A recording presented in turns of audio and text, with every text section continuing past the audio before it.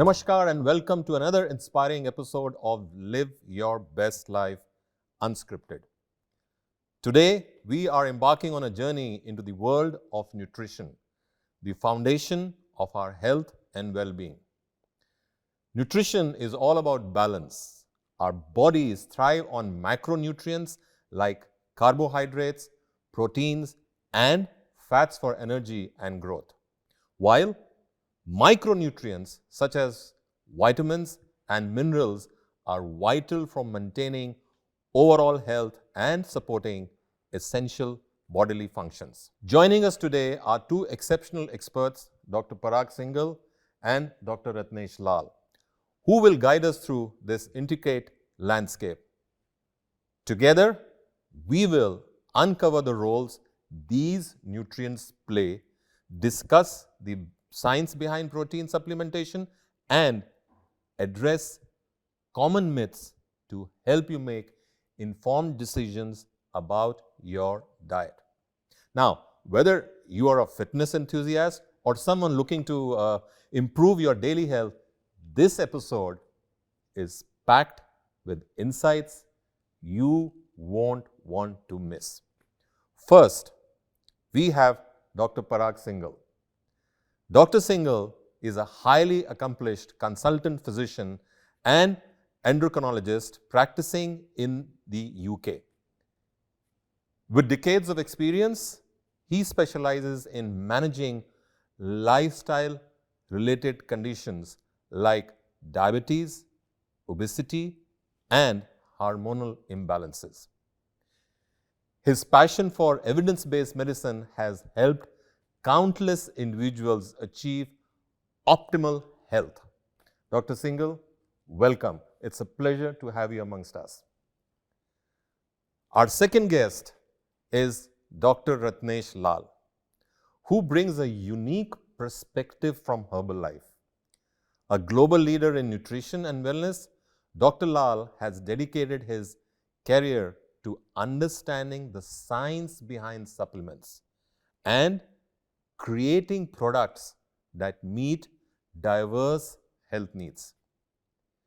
With extensive experience in health and product innovation, he is here to share actionable insights on how supplements like protein powders can support daily nutrition. Dr. Lal, welcome to our show. Nutrition fuels our bodies and minds. So let's start by understanding its core components and their roles.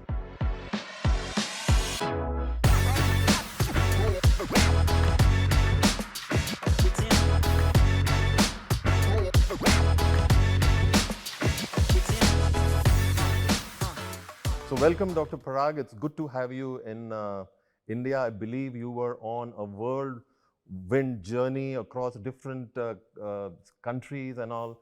So how's been the trip till now? First of all, delighted to be here. That trip has been very hectic, and it is about uncovering different cultures and especially Cambodia, the Angkor Wat temple, the largest religious structure in the world, is just out of this world. Oh, fantastic. So you were in Cambodia. Any places after that? I went to Bangkok for a few days just to see how they're still what you call in reverence of Lord Ram and the whole Ramayana. So it was quite a fascinating journey. Good to have you with us, Dr. Parag. Pleasure. Dr. Lal, you are based out of Delhi. Indeed. And I love your smile, by the way, Thank you so much. Very few people say that. Pleasure to be here. Pleasure to be on this informative episode. And most importantly, privileged to be on a platform with Dr. Parag. I consider him my guru. I've read a lot of his articles when I was a medical student. The fact that I get to meet him in person, speak with him, along with him, really a privilege. Pleasure. It's really wonderful. So welcome, Dr. Parag and Dr. Lal. Good to have you with us. Thank you. Now, ladies and gentlemen, nutrients or nutrition, it fuels our bodies and mind. Let's start by understanding its core components and their roles. So let me ask you, Dr. Parag, what is the role of macronutrients and micronutrients, and how important are they? So let me answer the second part first, how important and why we are talking about the nutrients, because let's put a context around it. All the health challenges across the world are under tremendous pressure, financial and delivery of healthcare. And one of the important aspects is rising incidence and prevalence of obesity, which is largely preventable. And it is driving the costs of healthcare higher and higher. And we all know, we have all heard about it, prevention is better than cure. So it is so important that we start talking about preventing obesity, which is linked to diabetes, and how nutrition can play an important role in preventing that. Ultimately, that's a crux of the matter. So coming to the first point about macro and micronutrients. So macronutrients are largely divided into three: carbohydrates, proteins, and fats. They are responsible for energy, providing energy, fuel, and also as a hormone for regeneration of your cell repair, wound repair, and so on and so forth. And by and large, most of the people probably would be getting macronutrients. But in India, there is a problem of not having enough protein in our diet. The normal protein requirement could range from 0.8 milligram to 1 milligram per kg body weight. And we often, partly because of us being vegetarian and variety of reasons, we are not having enough protein supply in our body. And as the conversation goes on, we'll talk about it, what is the importance of that. Micronutrients, generally, if somebody is having a balanced diet, would be having enough micronutrients, whether it is vitamins or minerals. But the specific role of micronutrients come when the diet is not balanced. And that is where the supplementation becomes very, very important, because the primary role of micronutrients, apart from replacing the minerals and so on and so forth, is also working or providing antioxidants to the body, which we all know how oxidants are responsible for heart disease, for rising cancers, and so on and so forth. So therefore, the importance of micronutrients is in that context, not in the context of our energy supply. Thank you for those insights, Dr. Parag. It's good to hear that they do play an important, the micronutrients and micronutrients play an important role as far as, the on a daily requirement for any human person is. So, as you heard from Dr. Parag, how nutrition, macronutrients and micronutrients are important. Now, nutrition is a delicate balance of macronutrients and micronutrients that work together for optimal health. Now, let's explore their importance, and let me ask Dr. Parag once again that how the macronutrients and micronutrients are overall important for maintaining your energy, immunity, and overall well-being. Thank you. So, talking about fats and carbohydrates, they provide fuel to the body, which is responsible. Otherwise, we won't be able to function. That's so important. And it has to be taken in the right amount. Whilst proteins are responsible for other bodily functions, especially providing element of immunity, body repair, and what we often refer to as anabolism. If we are not going to have enough protein in the body, the catabolism of the cells will start, and that is not good for the body. Now, supplementation or addition of micronutrients or having micronutrients is complementary to the whole process. So I think the balanced diet must have proper composition of macronutrients and also micronutrients, whether you call it minerals, vitamins, and that is where the diet has to have element of fruits, and by having that all that natural thing, your body will have enough macro and micronutrients we need. Perfect. So, ladies and gentlemen, building on that, let's now discuss how these nutrients come together to create balance in our diets. And my next question is to you, Dr. Lal. How do you see these nutritions or nutrients contributing towards a healthier lifestyle? So we've talked about macro and micronutrients, but there is also a component of which age group you are in. Macronutrients I call a teen patti ka game. Okay. So if you're in an age group of, sir, like say adolescents, you would probably require more carbohydrates and proteins. If you remember our childhood, we used to play in the summer heat in cricket. We would lose all that energy, fluids, electrolytes. Well, I used to play gulli danda that time. Even better. So that age group requires that one macronutrient more. As you progress in your 20s, you probably require more micronutrients. I'll tell you why. Because you are having a diet on the go. Your diet may be probably fast foods, like the way things are going. They may not have the nutrients which you need. So the balance which sir has just talked about will not be maintained. As you reach your 30s and 40s and your body stops absorbing nutrients in the manner in which when you're growing, that's where the supplementation part comes in. Especially for minerals and vitamins. And then you would also have to think about certain details like how much sugar intake are you taking, what sort of sugars, carbs are you eating, what sort of proteins are you eating. All of that really comes into play. So the balance is more to do with a certain calibration attached to it. And I'm really glad that we are doing this episode, because a lot of people think that this one thing is the balanced diet. There is no one size fits all. You actually have to see where you are, what your needs are. If you're an athlete, you need something completely different. If you have a sedentary job and you can't do much about it, you need completely something different. Yeah. If you have a job which is on the go, you need completely different diets. So it's more about calibration. That's why what you said was very important in the introduction. We need to be informed as of today. Those times have gone when desi ghee and jowar ki roti used to be the primary nutrient source. I wish we could go back to those times. We are in an age where our diets are not allowing us to get the proper nutrition. That's why we need this sort of information, and that's why this podcast really becomes important for people to get that information. Great. You mentioned twice on the go, and so tell me, what is your on the go diet?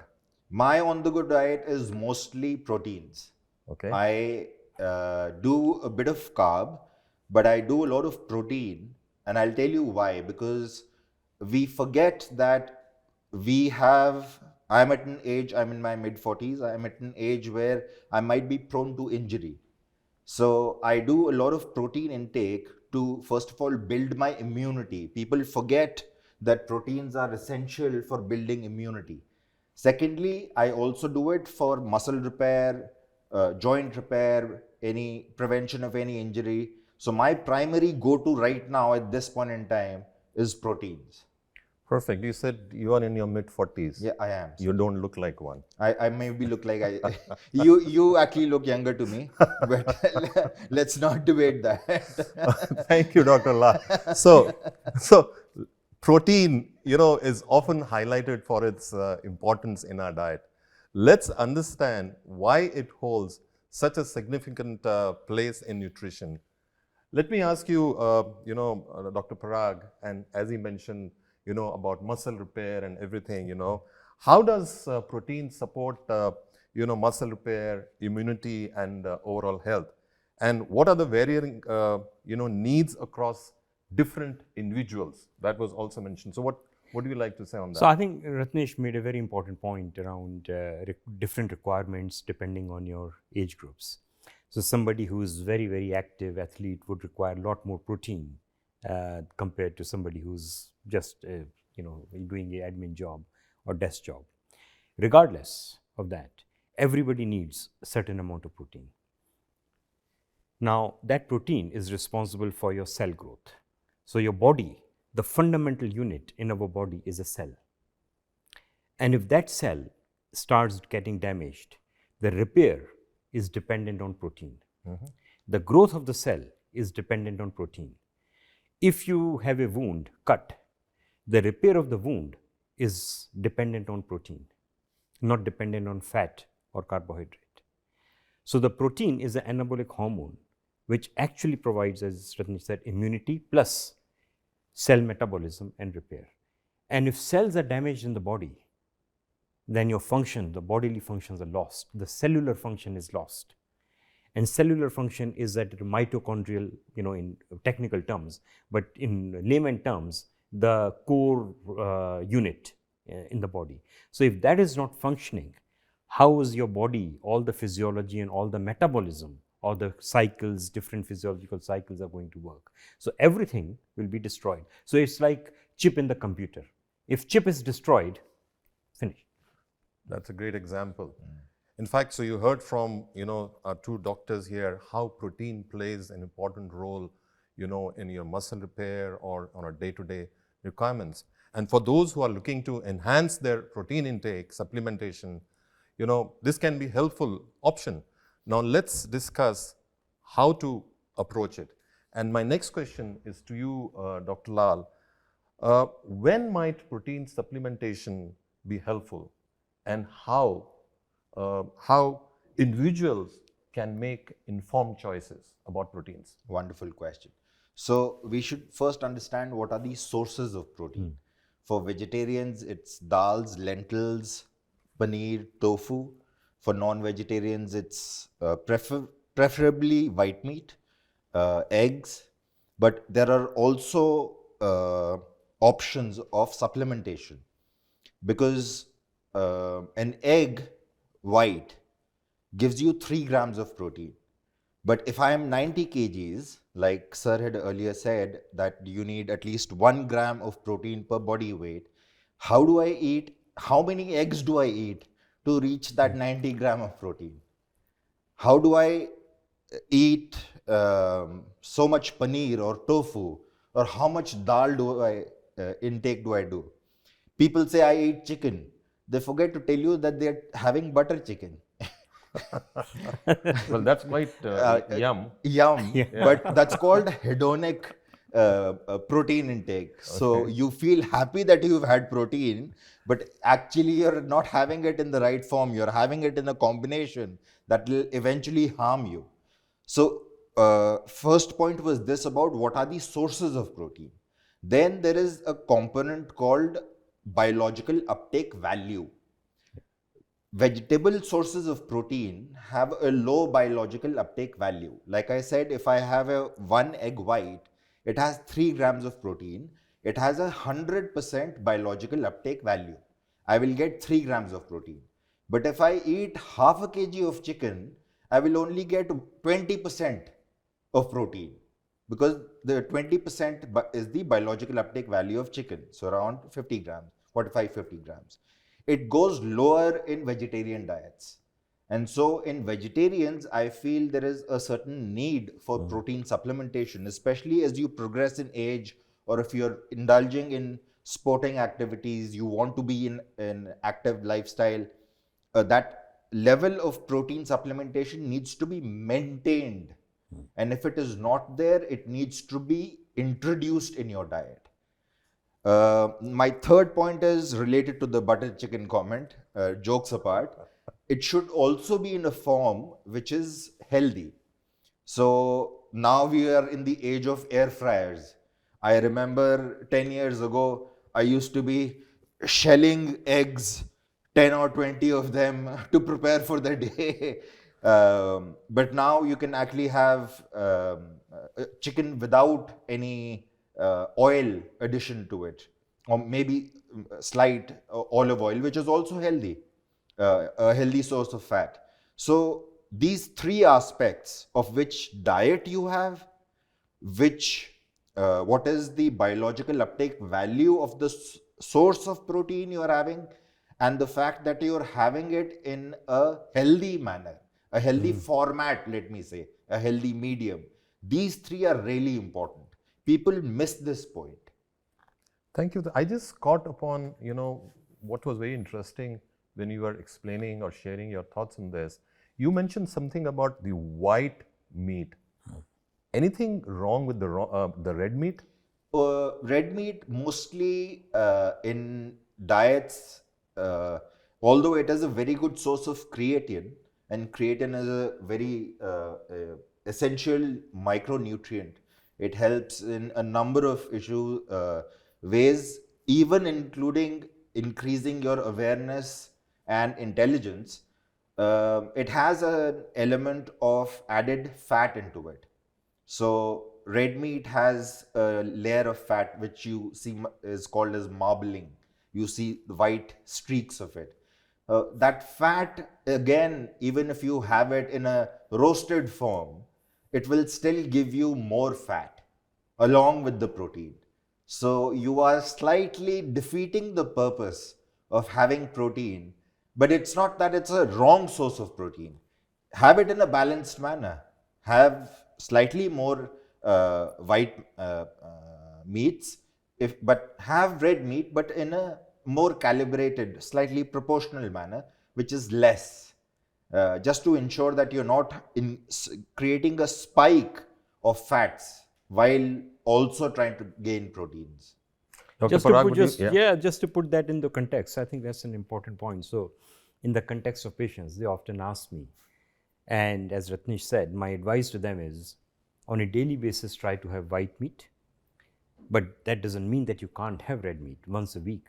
We are all here to enjoy, the pleasures of life. Exactly. So by all means, but yes, certainly, red meat on a daily basis or red meat in excess needs to be avoided. Cholesterol and fat is definitely related to red meat consumption. Research is ongoing whether excessive consumption of red meat leads to some forms of higher incidence of cancers, especially bowel cancers. So there is kind of debate going on there. So there is some noise in the system around that. So that's why I think it is about having moderation. Thank you for sharing your thoughts on the subject. And whole foods provide the foundation of good nutrition, but protein-rich foods can play a vital role in balance. Now let's explore these options, and let me ask Dr. Singhal, what are some natural protein-rich foods you recommend for a balanced diet?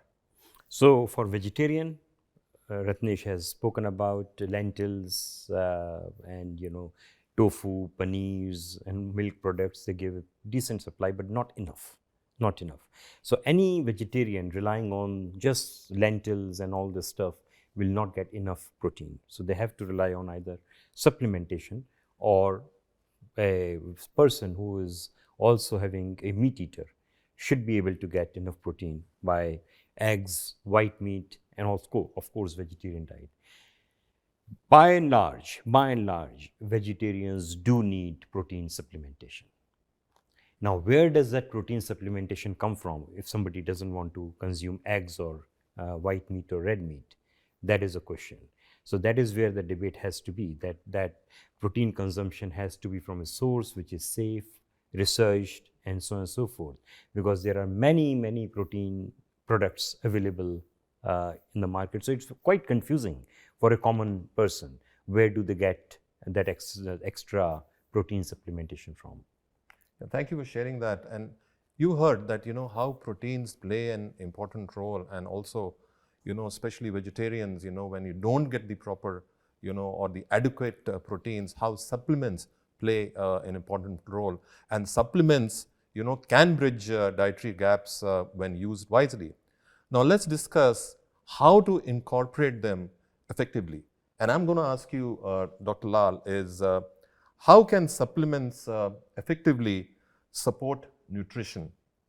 without replacing whole foods, okay? And what factors should the people consider?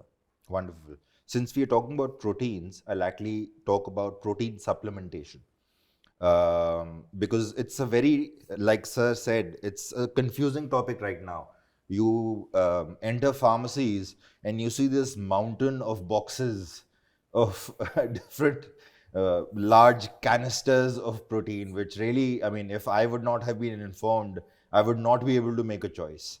So let's understand, let's go to the basics. Sir talked about the foods from which they are available. Let's talk about different forms of protein. So one is casein, which you get from milk. That is about 80% of milk. When you curdle milk or you make paneer, the water which is left behind, when that is dried, that gives whey. That is about 20% of that entire milk quantity. So first of all, when you're having milk, you're primarily having casein. So that's a very good source. Also, milk has calcium, etc., and other nutrients. Whey is a good source of protein because it is absorbed well.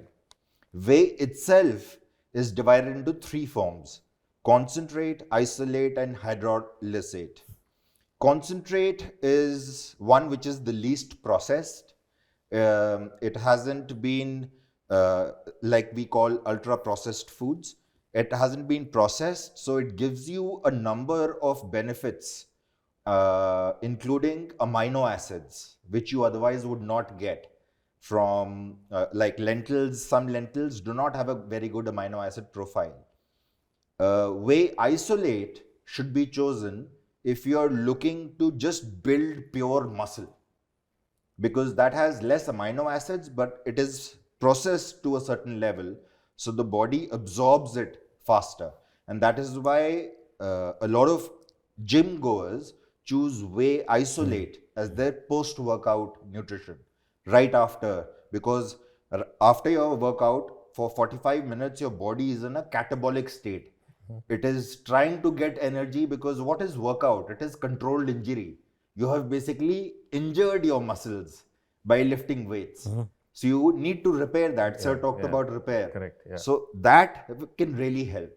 The last form of whey protein, hydrolysate, is even better absorbed because it has been treated to a higher level of degree. The two factors which go against it is that it doesn't have enough amino acids and it tastes awful. So that's why it's not very popular. Then let's come to other protein supplements, like you have there's soy. A lot of people forget that soy is a wonderful source of not just protein, but also hitting the satiety center of brain. Yeah, okay. So people say it suppresses hunger. It doesn't suppress hunger. It fills you up. So you feel fuller. You feel fuller. Yeah, You don't have to, like I said, hedonic eating is a term which now a lot of nutritionists are using, where you eat even if you don't want to eat, just because there is butter chicken or some roasted meat in front of you. You But can call it tandoori chicken also, right? Tandoori is still healthier. Still So I healthier. always Still healthier. That's why I always, my go-to is butter chicken. Like we joke, butter chicken and diet coke. So you will include jalfrezi chicken in Jalfrezi that. chicken. So, we are creating a menu. This is almost a conversation about opening a restaurant. So soy is one left out protein, I feel, which a lot of people don't give enough attention to. Now, soy in tofu again has very low biological uptake value. That's why protein supplements which are based on soy are a very important manner of consuming protein, as well as ensuring that you feel full, because it stays in the body for a longer time. Its digestion process is slightly longer as compared to whey. So these are the various forms in which you can consume. And I have given you a spectrum So the audience will actually now be able to understand that this spectrum is for you to be able to choose of which protein is best suited to your needs. If you are in a sedentary lifestyle, if you're in an athletic lifestyle, if you're just trying to be in a balanced nutrition, this is the spectrum for you. Just to add to that, if I may, Ajay. So, what Ratnesh said, just imagine and contrast it with high carbohydrate diet.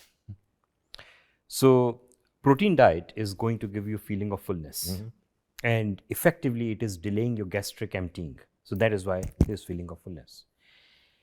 Whilst carbohydrate diet is going to cause massive insulin release because the body senses glucose intake effectively. And that insulin intake is responsible for further hunger. You think you have eaten a big carbohydrate meal and you should be full, but 2 hours later or 3 hours later, you will be feeling very hungry because of insulin release. Correct, yeah. And that's the difference. People forget. And that is the importance of protein in our diet. Every time we eat, we have to have enough protein to be able to prevent hyperinsulinemia. Hyperinsulinemia. That's something new I learned today, how proteins play an important role and can lead to hyperinsulinemia.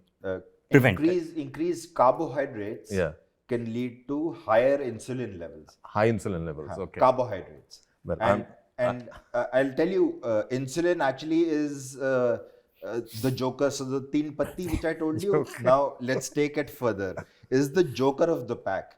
Insulin's first job is to break down glucose.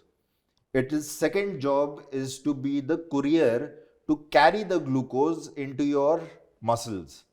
So that's why when I have my protein, I also ensure that there is a certain quantity of glucose in it, so that my insulin is present and that insulin then carries the protein to my muscles. The third thing it does is that once you have that in your body, you've had an insulin spike, like sir said, it causes fat deposition. So you must have noticed for those patients who are on injectable insulin, they will be otherwise thin, but they will have truncal obesity. That truncal obesity is because that insulin is causing that. Sir must have seen it in his patients. No, I mean, that's so, as Ratnesh says, our truncal obesity, we call it central adiposity, drives insulin resistance. So, insulin resistance of people with type 2 diabetes, there are two components of it. We are talking about diabetes now, just digressing from nutrition a little bit, but it's important, it's related. That's why I thought I'll mention it. So, we are talking about genotype and phenotype. So, people with type 2 diabetes or family, if there is family history of type 2 diabetes, you are genetically predisposed to develop type 2 diabetes. But you can mitigate that by having healthy lifestyle. You are making it worse by already having bad genes, and on top of that, having wrong food and causing truncal obesity or central adiposity.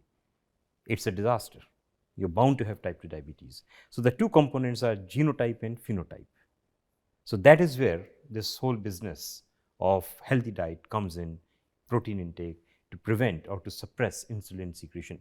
Insulin secretion or increased level of insulin secretion is a not nice thing to happen in the body. Absolutely. So Dr. Parag, Ratnesh just mentioned about your practice. Would you like to share any particular case, from within your practice or your experience, and where a balanced nutrition has made transformative results? So this is not just isolated cases. We often see established people with type 2 diabetes or pre-diabetes, those who are obese, especially central adiposity. Our first intervention is always healthy lifestyle. We resort to medication only when we feel that the lifestyle is not making much impact. Now, as humans, we underestimate what we eat. We overestimate how we burn. That's a human tragedy. So every patient will say, I don't eat anything. And my standard answer to that is, Well, you may be needing even less than that. If you are having only 2 sandwiches in a day, maybe you just need 1 sandwich a day. I mean, clearly your weight is going up, isn't it? Something is wrong, unless it is a metabolically driven obesity condition. People who have managed to lose weight and flatten their tummy, their diabetes has disappeared. Or they don't develop diabetes. That's the impact of that. And therefore, it is so important, this podcast and the messaging to the wider public, the importance of healthy diet and having that proper nutrients, including protein. Thank you for sharing that. So, you know, supplements have made a difference in many lives. And you heard, you know, Dr. Parag talking about the transformative, how, you know, nutrition makes the difference.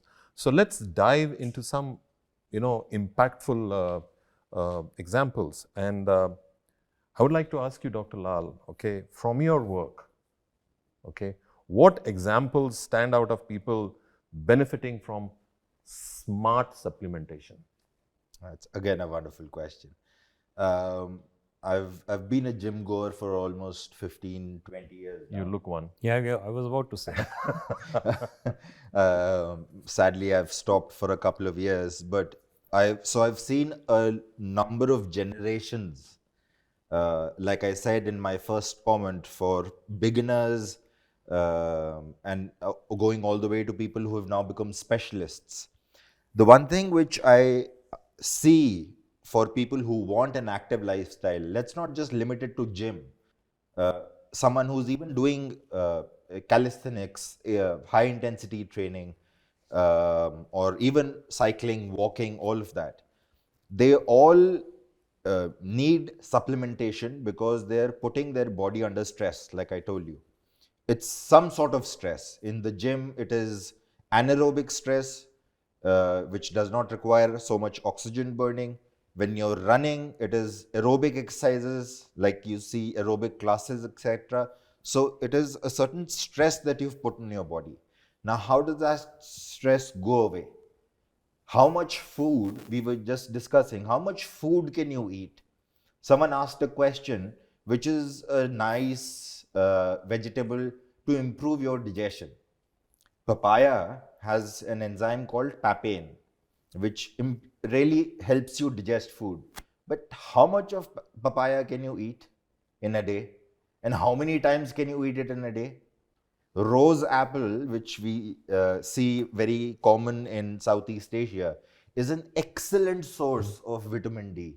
But how many rose apples can you eat in a day? So people who are in that, and let me not just limit it to those who have an active lifestyle.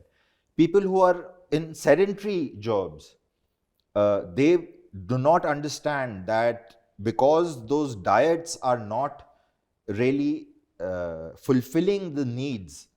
Sometimes I've come across people who otherwise say that they eat very healthy, and this is a live example of my immediate manager in a pharmaceutical company. His vitamin D3 level, the lowest, which should be 30 international units, his vitamin D3 level was 5. Oh. And he had started gymming, so he started asking me questions. And he started getting joint pain. And I was like, have you done your vitamin D3? And he's like, my gym trainer didn't tell me. I was like, so what you are losing out on is the fact that you are putting your body under stress, but you're not really supplementing it to take care of that stress, to make sure that that stress goes away. That's where supplementation really comes in, and that's where awareness is very important. Vitamin B3, B6, vitamin D, zinc. There's a lot of talk about magnesium right now, sodium picolinate, selenium, all of these. I'm not saying, again, this is an entire spectrum. You won't be able to eat everything. Supplementation won't be able to give you everything. But you need to make sure what is it that suits you. So seek guidance. Seek clear, research-driven, if possible, from a practicing medical professional, if not from a nutritionist, but seek that guidance. Understand where your body is today and what is it that your body requires. Now that's very important. Understanding our unique needs is crucial to making the right choices in nutrition. Now let's explore how to approach this confidently. And Dr. Parag, I would like to ask you, and what should the listeners, consider when accessing their protein needs and incorporating supplements? So, before coming to the protein, can I just add to what Ratnesh said about vitamin D? I think that's such an important point. The primary source of vitamin D is sunlight. So, milk products are essential here, but primary source is sunlight. And how our lifestyle is these days, we travel in cars, so we don't get enough sunlight. And moreover, all the smoke and smog and everything in the atmosphere doesn't allow UV rays to come and be absorbed from the skin. The second problem is our dark skin doesn't allow the transformation or the conversion of UV into vitamin D. Oh. So it's a dark skin problem. So 90% of dark skinned individuals like us will not have vitamin D, enough vitamin D, will be vitamin D deficient, 90%. That's an eye-opener. Yeah. 50% of Caucasians are vitamin D deficient, but typically, as we call it, a dark skinned individual, you bet they'll be vitamin D deficient. And we talked about very, very low levels. Therefore, the supplementation of vitamin D is very, very important. And the added problem with vitamin D is also that the absorption of whatever vitamin D we are taking is only 50%. So you have to actually enhance the consumption of vitamin D. Now, vitamin D is a very, very important. People forget the importance of vitamin D. It's not just a mineral or a supplement, it's a hormone as well. So it is responsible for your bones, for your calcium metabolism, but more importantly, immunity. There's a lot of what you call debatable research and a lot of otherwise research, but there is enough anecdotal evidence that having enough levels of vitamin D in the body prevents you from having infections or but there are multiple factors for immunity. So coming back to the protein now. So eventually what we need to do is decide, depending on our body weight, what is our adequate requirement of protein. So somebody says 60 kg average body weight, you're talking about 50 to 60 grams of protein. So then, as I said, vegetarians, there's no way they're going to have enough protein in the diet. We can't convert vegetarians into meat eaters. That's not going to happen. So therefore, they have to have that protein supplementation. And Ratnesh has given a master class on different types of proteins, casein, whey protein, and soya, and so on and so forth. And I think it is about how do we inform the pros and cons of different protein. And your masterclass, I'm sure, will help in listeners understanding Exactly. how to go about choosing a protein. Yeah, I hope so. Thank you, Dr. Parag, for sharing this. And ladies and gentlemen, we are talking about consuming different kind of vitamins, consuming different kind of supplements. What is also important is that how do we ensure that safely and quality is a key to building trust in the supplements we choose. So let's explore how we can do this effectively.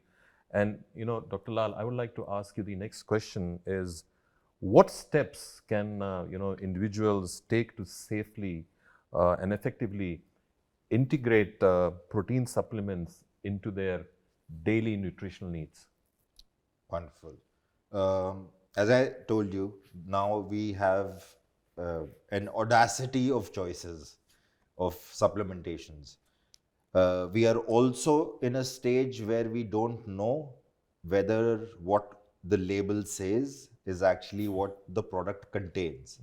So it is very important for people who are starting on their journey to improve their lifestyle to understand how to read labels.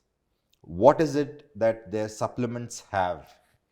And I'll take an example of protein. I have seen brands, there's no need to take any names, I've seen brands where a usual scoop size ranges from 25 to 30 grams. The label will say that in 30 grams, you're getting 20 grams of protein, and the rest 10 grams is carbs. And then they'll add a few amino acids, which is anyway present in proteins. Now that scares me. Why? Because I'm already on a carbohydrate diet. I am trying to add a protein supplement, but that supplement is increasing my carbohydrate. So a person needs to educate themselves. A lot of people do it through the internet. I'm not really sure if it's a valid source unless and until you're going to sites like Cleveland Clinic or Mayo Clinic or WebMD, which are established sites of medical research. But like my previous point, they should go and consult a nutritionist, maybe a medical practitioner if they need to. But the fact of being able to read what you are having, just like you open a menu and you choose, you read what you want to eat. This is exactly what people need to do. Thanks for those insights. Now let's leave our listeners with some actionable insights they can apply immediately to improve, nutrition. And Dr. Parag, I would like to ask you that, what are your top tips for meeting protein needs through everyday meals? So having enough milk products in the diet, having enough vegetables and lentils, that's so important. There are diets and vegetarian diets which give you decent protein, not enough, but decent protein. So maximize that. That's the first thing. But if there is a gap, which is probably bound to be, then supplement it by reading the labels and choosing the best possible protein supplement available. My top tip is we should do this in moderation.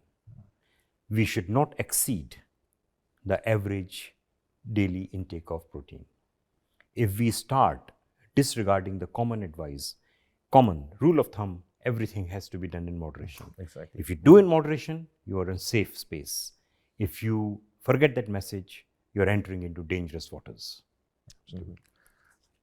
Ratnesh mentioned, in one of his master classes, he also mentioned, he was talking about butter chicken. He also mentioned about milk. You also mentioned about milk, but he went a step further and he spoke about curdling of the milk, which of course is dahi, if I understand Dahi, yes, correctly. yes. So what do you think about malai maar ke lassi?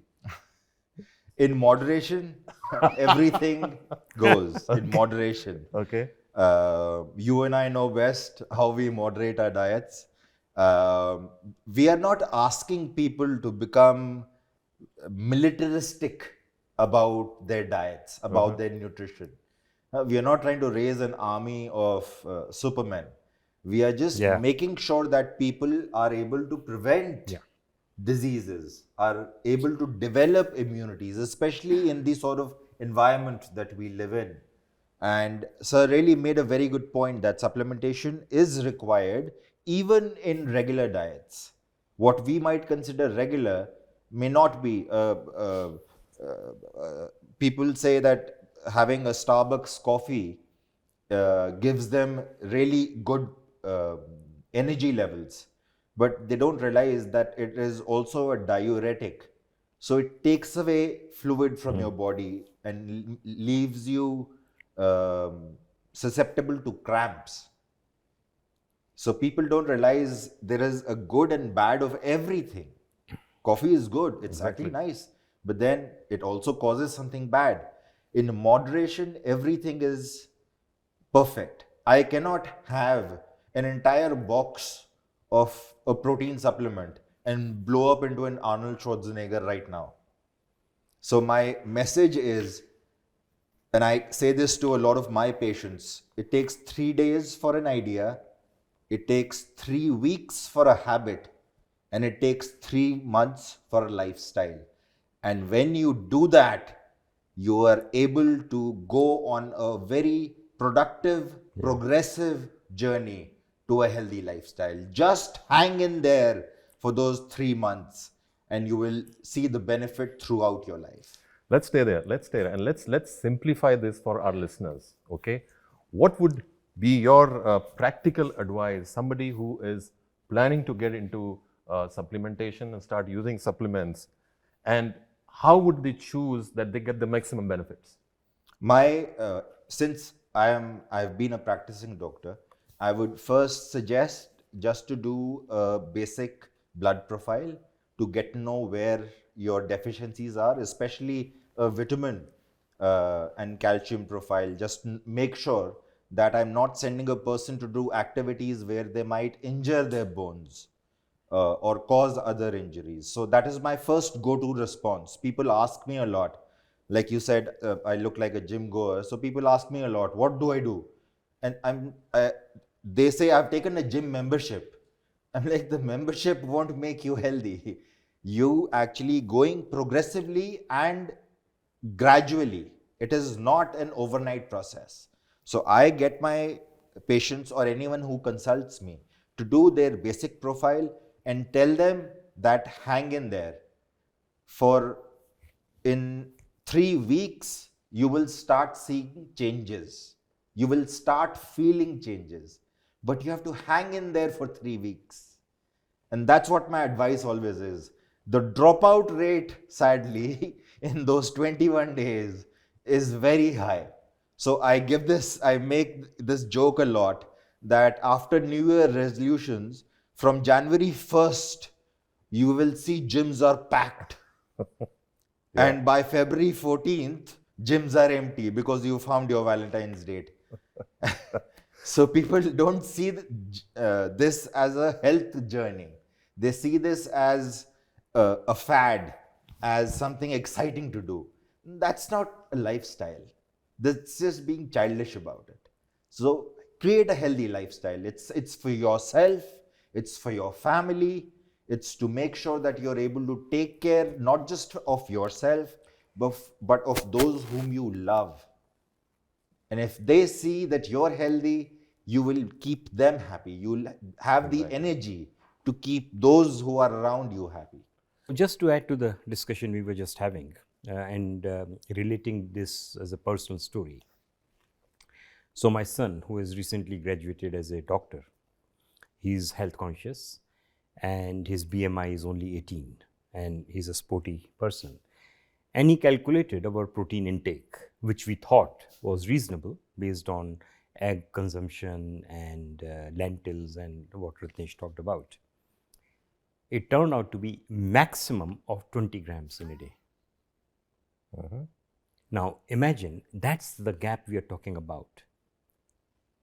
So he does eat meat, predominantly white meat. He avoids red meat. And he calculated his protein intake. Even with moderate intake of white meat, there was a gap in his protein. And therefore, he started using health supplements. Protein supplement, predominantly whey protein. So that's how, in a way, relating this to personal story. For someone young, having white meat, healthy diet, still requiring protein supplementation.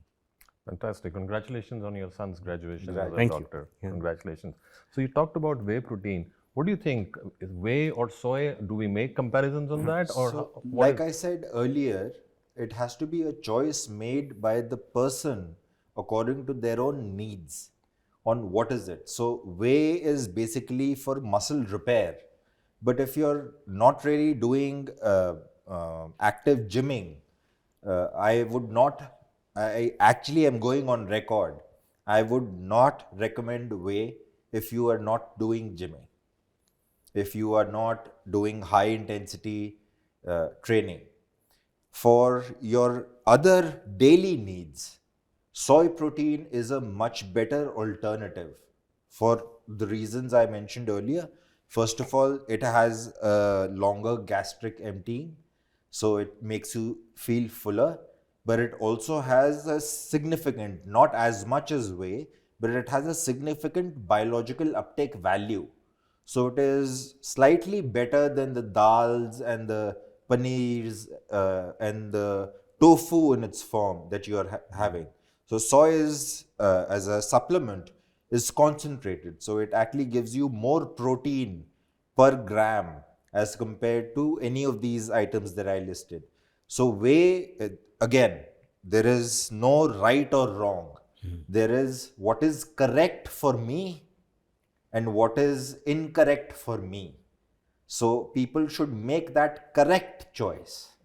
People forget, sometimes they make the right choice, but they don't realize that that right choice may not be the one which is correct and might have some long-term harmful effects to their health.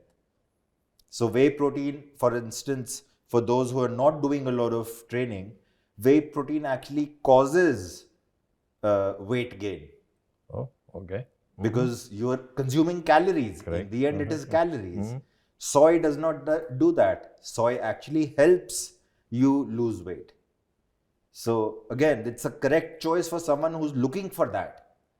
So it's really, people need to make informed choices. We are now in a world which is super connected. You cannot say that you do not have the information, but you need to seek that information from the right sources. Medical practitioners, seasoned medical practitioners, nutritionists. You can actually go online on these websites which I had mentioned and search for what is correct for you. Perfect. So, as you heard from both our doctors here talking about making the right choices, and as we head towards concluding this episode or day, let's focus on lasting advice to empower our listeners to make informed choices. And I would like to ask you, Dr. Parag, what would be your final advice you would like to give for creating a balance and making informed choices about nutrition? So balanced diet is important. Take home message. Protein is required, not for gym goers, but for everyone.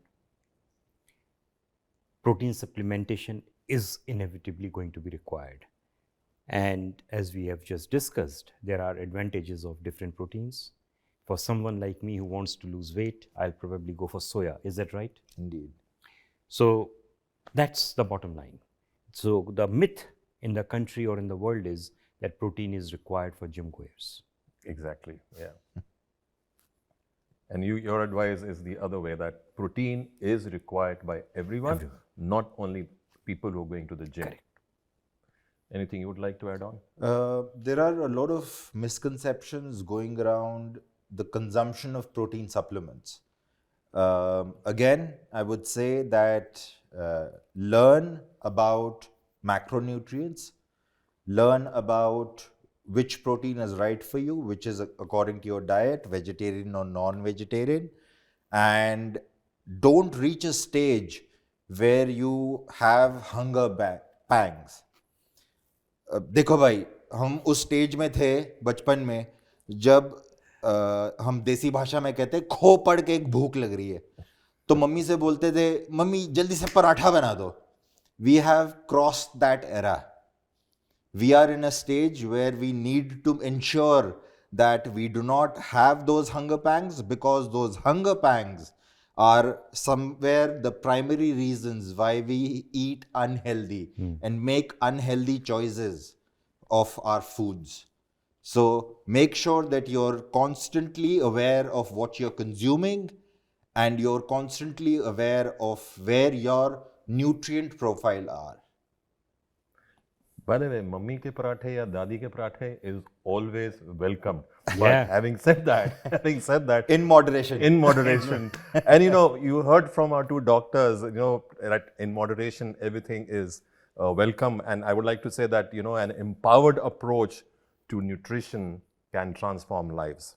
So let's end with a message of confidence and clarity. And I would like to ask both our doctors here, first to you, Dr. Lal, what empowering message would you like to share about taking control of your health and nutrition? It's pure and simple, and I think I'll probably somewhere repeat myself. This is your life. This is about your being devoid of illness and disease. That is what health is. Health is the absence of illness. And when you are in a state of illness, you are not just impacting yourself, you are psychologically negatively impacting those around you, your parents, your wife, your children. So that itself should be a motivating factor, that I need to keep myself healthy. I need to make sure that I know what my blood values are. I need to be making informed choices. My protein source should be not be butter chicken always. I can do Or a malai wali lassi. malai lassi sometimes, but then sometimes I can also do parathas, but again In moderation. in moderation. Thank you. What about you, Dr. Parag? No, so I don't have much to add to what Ratnesh said, except that healthy diet is a process. The final endpoint is about our overall phenotype of the body, obesity. We have to have the right weight. Excess weight in the body is toxic for body, irrespective of organ you're talking about, heart, joints, pancreas, everything, liver. So the combination of two right process of having right diet, leading to right composition of your body weight, will inevitably lead to healthier life and longer life. All right, now it's the time to turn up the heat on our two doctors. Okay, this is the rapid fire round, and this is no thinking, just gut instincts. Okay, rapid answers, and let's have some fun. So, Dr. Parag, first to you. Okay, are you ready? Yes. Okay. Okay, what's the weirdest health remedy that actually works? I'm not aware of any single health remedy that would work. It's a combination of few things. Okay, would you like to elaborate? What are those few things? Well, it's taking Ayurveda medicine. Okay. Okay. If you could eat one not so healthy food without consequences, what would it be? Ice creams. You don't like ice creams? No, I like ice creams, but what I'm saying is everything which is unhealthy will have consequences. The question is, it's about relativity, it's about comparison. So in comparison, if you want to have something, you can have ice cream. How about a little caramel on the ice cream? Oh, even better. Even better. Okay. What's a health trend you wish would disappear forever? There is a myth that to lead a healthy lifestyle, one has to join a gym. You can walk, you can run, and be healthy. I agree. What's the strangest question a patient has ever asked you? That they don't lose weight despite eating only 500 calories. Okay, and what that 500 calories would be? 2 sandwiches a day. Two sandwiches a day. Okay. When our resting expenditure is 1,500 calories, how is that possible? Which is worse, skipping breakfast or staying up too late? Skipping breakfast is not a solution. One has to have healthy meals. Staying up late is going to be detrimental for your body. What about late night movies? It depends. Okay. What's a health hack you think everyone should try at least once?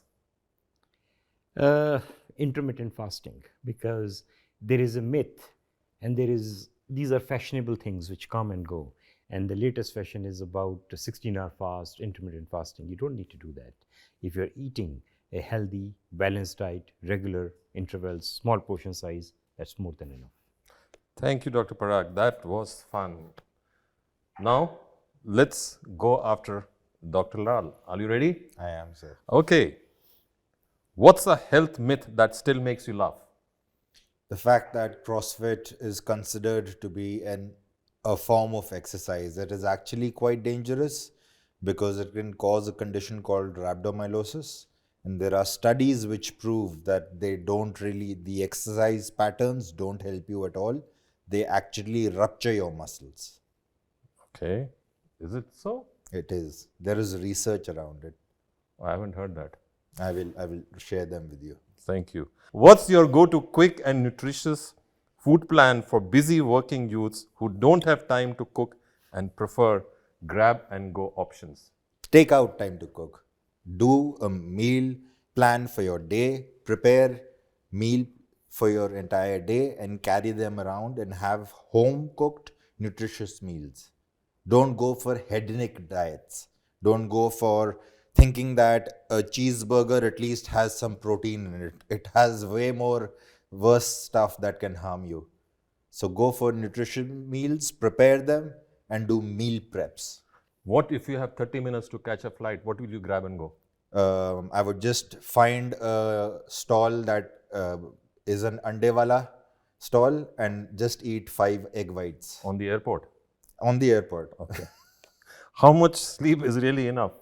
At least 6 to 8 hours because your body requires some time to recover from whichever sedentary, active, athletic lifestyle that you have.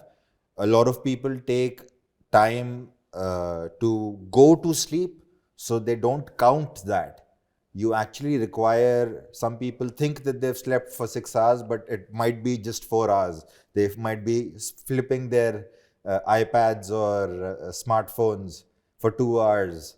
That's not healthy. Just put everything away. Get your 6 hours of sleep every night. Without blinking, how many hours do you sleep? I will blink and I will lie. I sleep 2 hours a day. Okay. What's a common sign of stress people tend to overlook? People do not realize that when they feel tired, that is actually the primary sign of the fact that they are not getting either enough nutrition or sleep. And they rub it off as probably I went for a jog, that is why. Probably last night I drank too much, that is why. But if you're feeling tired on a regular basis, get yourself to a practitioner, medical practitioner, and see what's wrong. Okay. Are fats like ghee and butter or butter chicken really as bad as they are made out to be? And you also said it. I don't think they are bad, first of all. They are better than seed oils like canola, safflower. They are not as good as olive oil, both virgin, extra virgin. But in moderation, fat and ghee are good cooking mediums, especially for the Indian palate. So one full butter chicken is in moderation. Yes or no? No. Thank you for that, for your time. I really enjoyed it. I hope you had a good time. And listeners, I hope you enjoyed that rapid fire round. Thank you for joining us on this enlightening episode of Live Your Best Life Unscripted. A big thank you to our incredible guests, Dr. Parag Singhal and Dr. Ratnesh Lal, for sharing their expertise and guiding us through the essential role of micronutrients and micronutrients and the safe, effective use of protein supplements.